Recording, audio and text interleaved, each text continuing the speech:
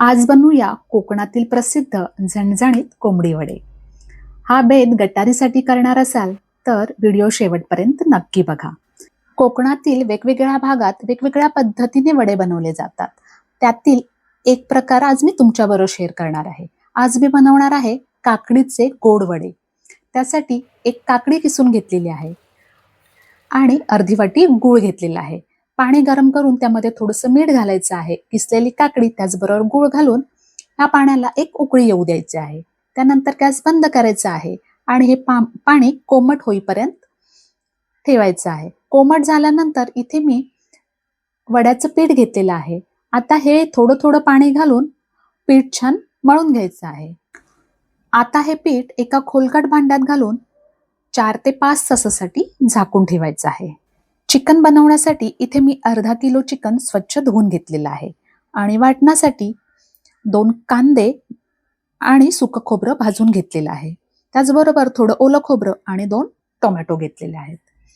आता फोडणीसाठी तेल गरम करून एक बारीक चिरलेला कांदा छान सोनेरी रंगावर परतून घ्यायचा आहे।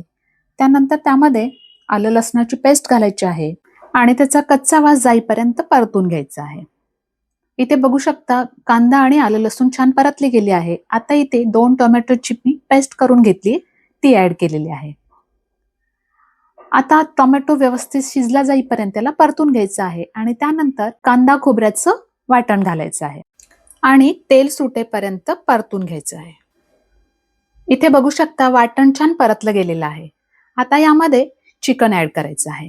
त्याचबरोबर थोडीशी हळद, लाल तिखट, गरम मसाला आणि मीठ घालून छान परतून घ्यायचं आहे आणि झाकण लावून एक वाफ काढायची आहे।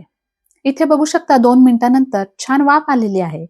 आता यामध्ये गरजेनुसार पाणी घालायचं आहे आणि गॅस मोठा करून एक उकळी येऊ द्यायची आहे।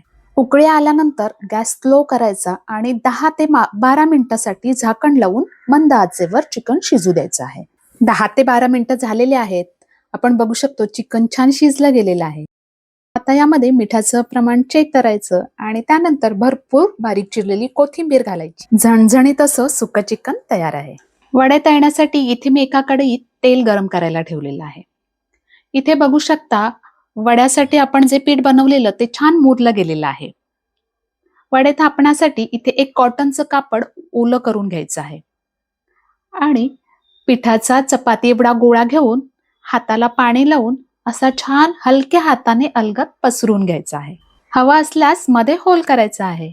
आता वडा तेलात सोडताना कापड आधी एका हाताने थोडंसं वरती उचलून दुसऱ्या हातावर हलक्या हाताने वडा काढून घ्यायचा आहे आणि मग कढईत एका बाजूने सावकाश सोडायचा आहे आणि दोन्ही बाजूंनी सोनेरी रंग येईपर्यंत तळून घ्यायचा आहे। अशाच पद्धतीने सगळे वडे तळून घ्यायचे आहेत।